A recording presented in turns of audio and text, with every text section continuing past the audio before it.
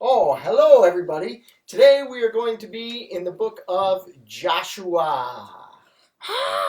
The book of Joshua is in the Old Testament, okay? Old Testament, right before the book of Judges. Right before the book of Judges and before the book of Ruth. So it's Joshua, Judges, Ruth, okay? And this story today, you might need some props. So listen, kids at home that are watching, if you are around and you're at home and you're watching and you have any little instruments, I had a box of little instruments that was right here. It's gone. Where's my box of instruments? I think it's on the counter. Oh, here they are. Sorry, if you have any little instruments like this, you can go get them. So I got like a little saxophone, and I got like some little tambourines that you can play with. If you got anything like that, go and get them now, okay? Some little instruments if you want to play with them, all right? And you're going to need some room to march around your house today, okay? You're going to need some room to march around your house. So anyway, we are going to be in the book of Joshua, okay? Anna, you ready? Yep. Okay. We're going to talk about a woman named Rahab. Anna, what was her name? Rahab, okay? And Rahab, she wasn't a very respectable woman. She was the kind of woman that people mostly stayed away from, okay? Most people pretended that they didn't even see her when she was walking down the street. Bring him over here. Something's happening in my house right now. It's just the glory of doing it live. So, anyway, you ready, Anna? Come over here. You ready? Now, Rahab was not a very respectable woman. In fact, most people stayed away from her. Most people pretended they didn't even see her on the street. So she was shocked when two men came to her door. Who are these guys, she wondered. They aren't from Jericho. Rahab listened to them talking and made an interesting discovery. They were Israelites checking out Jericho. They want to capture our city. Go get this one.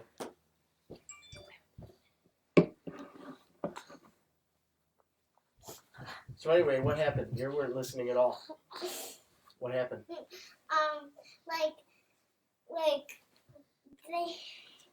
didn't listen.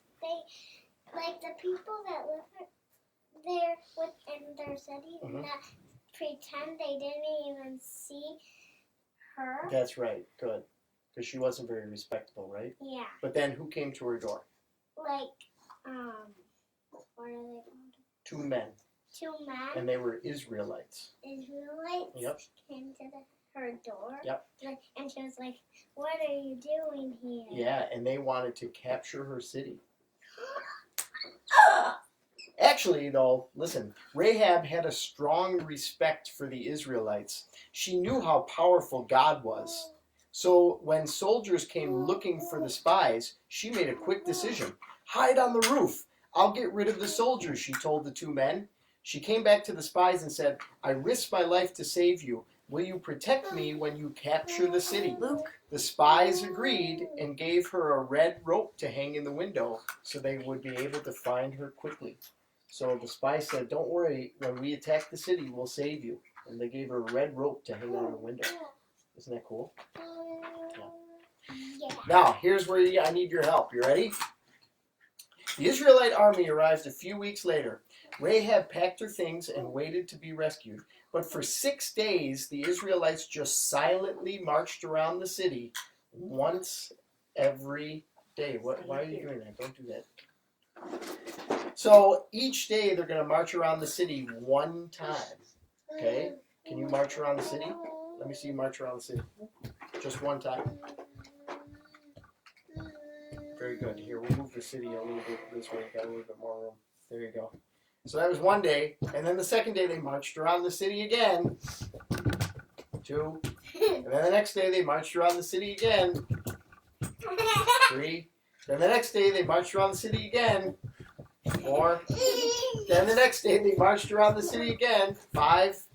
Then the next day they marched around the city again. 6. Now, don't go back. now the city fell down. I can fix it. Because I said only one time per day. Not more than one time per day, just one time per day. Until the last day, on the 7th day. Listen to what happened on the 7th day. You ready, Anna? Yeah. Okay, hurry up. Put that tower back up. Put that tower back up. And where's Luke? He's over there. Come here, Luke. On the 7th day, there, take these. On Okay, the you want 7th Come here, day. Anna. Take some instruments. Now, listen. On the 7th day, the Israelites began their daily march. But they didn't stop marching after once around the city. They marched around and around and around. So keep marching. Around and around and around. This must be the day, Rahab thought. She didn't even realize she was so nervous that she was holding her breath. Suddenly, the priests blew their horns and shouted. They're blowing their horns. Do you think that's what it sounded like? They blew their horns. I think it sounded like this. Ready? Take these.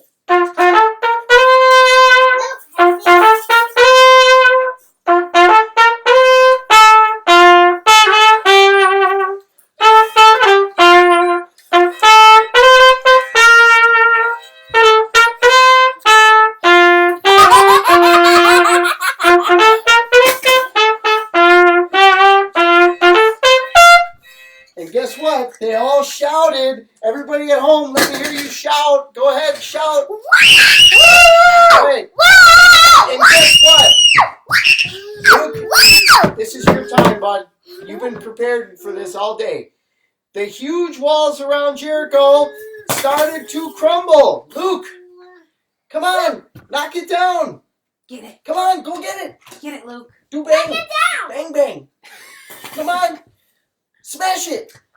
Boom! The huge walls of Jericho started to crumble and fall. Dust and screams filled the air as Rahab fell to her knees and prayed. She fell to her knees and prayed. Anna, pray time. She said, "O Israelite God, please let the spies remember their promise." Just then a soldier grabbed her arm. "Are you Rahab?" he shouted. "Are you Rahab?" Yeah. She nodded. "Come on, you've got to get out of here." They remembered. "Thank you, God," Rahab prayed. "You are an awesome God."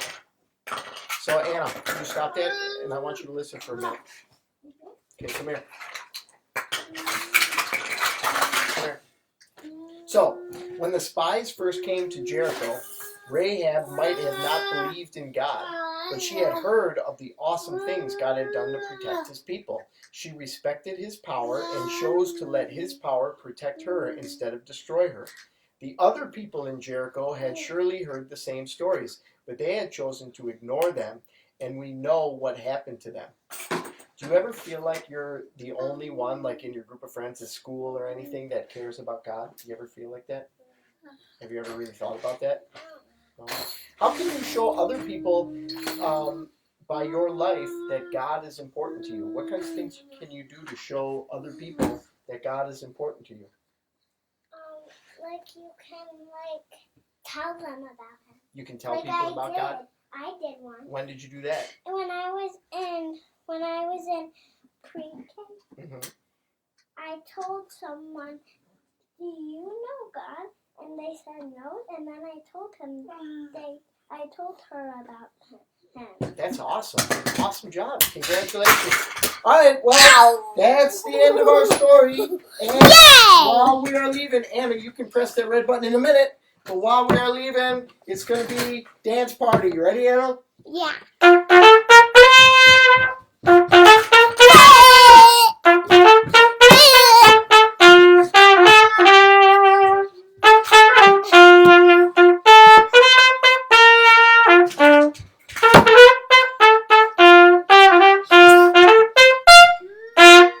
Bye. No, I pressed the red button. This one? This one? It's a great ending. Yeah. Yes. Okay. I don't think anybody tuned in that time. I want to watch I don't it. want to touch anything. I don't know what you do. I want to watch.